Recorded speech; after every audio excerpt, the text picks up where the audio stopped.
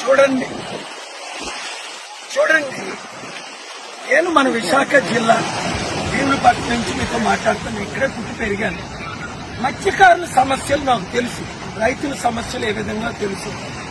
మత్స్యకారులకు ఇక్కడ mini harbour కట్టారు. ఎన్ని సంవత్సరాల నుంచి అడుగుతున్నారు? ఎవరైనా పట్టించుకున్నారా? ఇన్ని పార్టీలు ఎమ్మెల్యేలు మంత్రులు వచ్చి అంతే, ఎలక్షన్ ముందు వస్తారు, వెళ్ళిపోతారు. నేను మత్స్యకారులకు 3 విషయాలు: 1, మీకు మినీ హార్బర్ కట్టిస్తాం.